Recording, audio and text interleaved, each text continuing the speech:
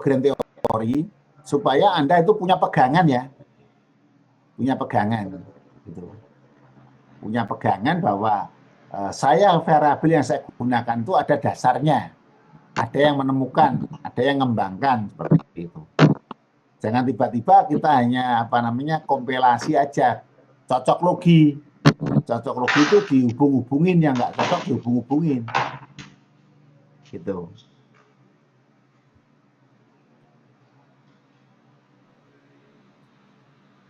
Jadi beda ya. Waktu nulis skripsi kok saya nggak susah begitu ya. Anda nulis sebagai syarat penulis pemula aja kok ya, pokoknya bisa ditulis saja lumayan lah. Tapi S2 ini nanti Anda ahli peneliti. Anda harus bisa jelasin, Anda ahli kok. Gitu dong. Ya walaupun mungkin ahlinya hanya di 3 variabel yang Anda teliti itu nggak ada masalah, tapi tahu logika, caranya, menjelaskannya. Ada variabel-variabel yang menjelaskan tentang variabel Y itu loh, yang dipengaruhi oleh apa saja. Nah, itu butuh seperti itu.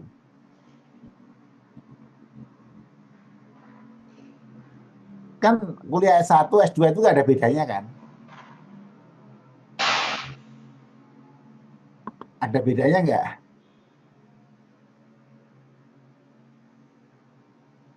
Bedanya saya ini banyak tugas, Bante. Tugas itu nggak ada bedanya. S1 juga banyak tugas. Tapi yang membedakan bahwa kalau semula dulu Anda nemukan ketemu di jalan, nggak tahu dari sumbernya apa, masih oke lah. Gitu. Nah sekarang ini tiba-tiba Fani ditemu orang di jalan, kamu deh orang mana, nggak ngerti kan payah toh. Ahli peneliti harus tahu asal-usul teori itu dari mana, kemudian kenapa kita jadikan.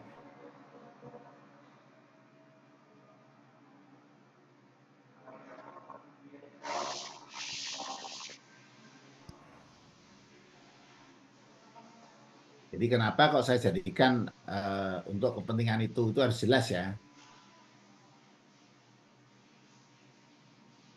Dari pertanyaannya Fani tadi yang lain ngerti maksudnya ya?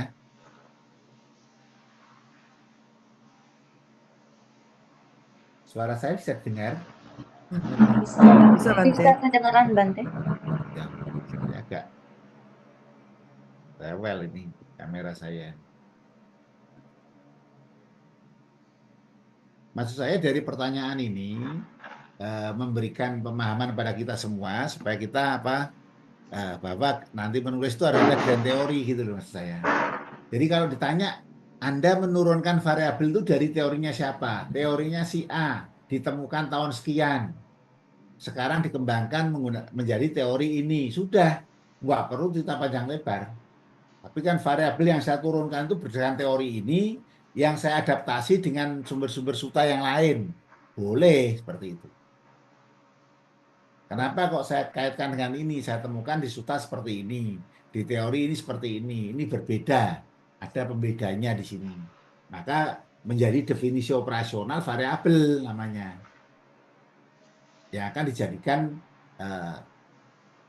sub-sub variabel dan indikator-indikator yang mau diteliti seperti itu.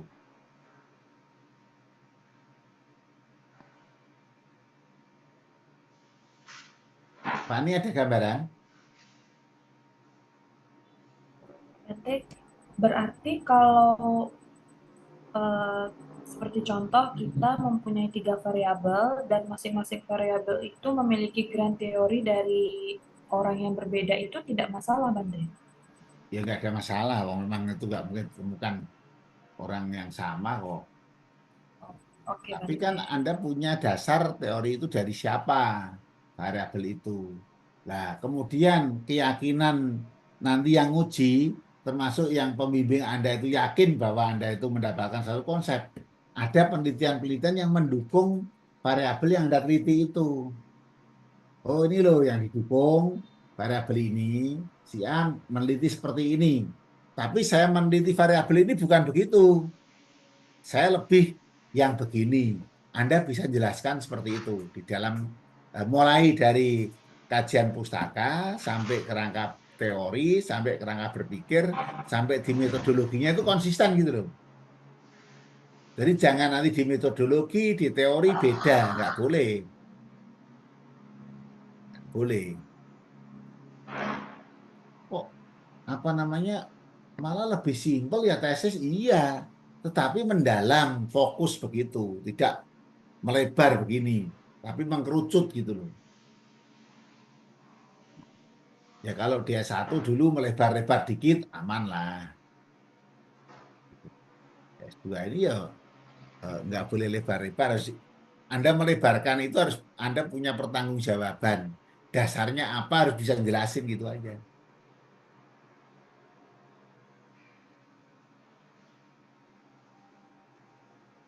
Itu ya, Fani ya. Baik Bante, terima kasih Bante.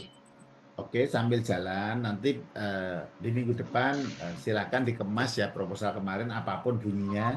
Nanti ketika kita ditanya, oh mana proposalmu latar belakangnya kayak apa, nah Anda bisa jelasin. Kemudian bisa nunjukin ya. Nanti ketika dikritisi orang lain jangan jangan marah ya. Kok tulisannya jelek kali ya, biasa aja gitu loh. Boleh aja orang punya mulut kok ya. Nggak usah tersinggung, anak akademi itu nggak boleh tersinggung.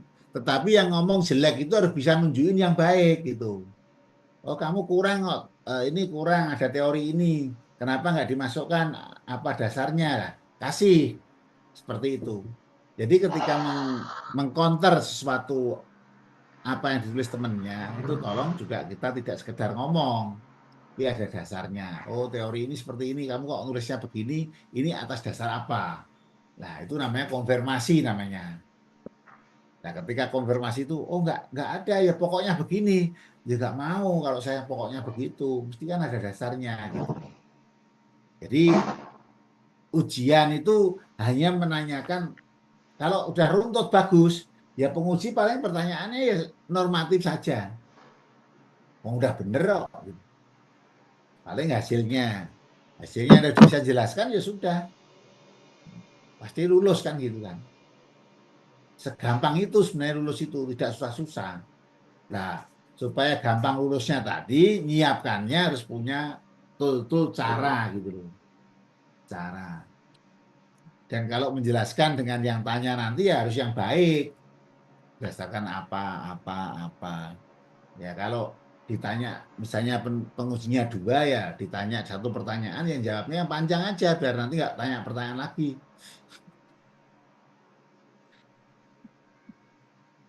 Semakin Anda jawab singkat-singkat, ditanyain terus. Oh, harus ada cara ya, ya iyalah. Wah nanti kalau Bante tanya, saya jawab panjang-panjang ya nggak apa-apa, asal bener. Kalau jawabannya panjang-panjang nggak bener, malah bunuh diri gitu loh. Jadi artinya kan harus bisa mempertanggungjawabkan karena yang ada yang nulis ya pasti bisa lah jawabnya itu, nggak ada yang nggak bisa.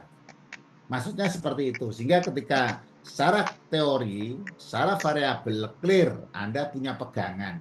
Ketika dibantah oleh dosen pembimbing, dosen penguji, Anda sudah berargumen dengan kokoh. Dasar teori saya ini, saya kutip dari buku ini, saya kembangkan didukung oleh jurnal-jurnal sekian puluh dan sekian ratus.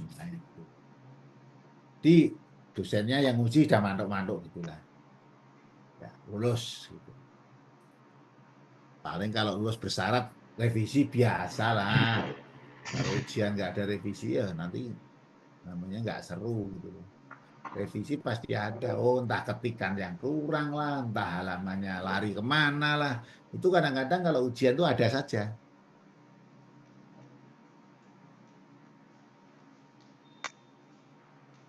Saya kira itu untuk malam ini dan semangat.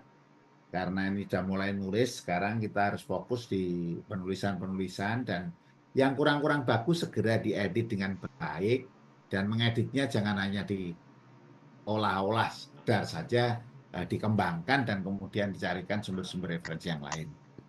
Saya kira itu, terima kasih, selamat malam semuanya. Namo Sang Budaya, Namo Budaya.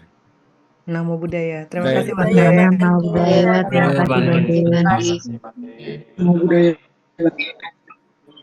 Terima kasih. Terima kasih Bante. Terima kasih. Terima kasih. Namo Buddhaya Bante. Namo Budaya. Namo Buddhaya Bante. Namo Buddhaya Bante, terima kasih.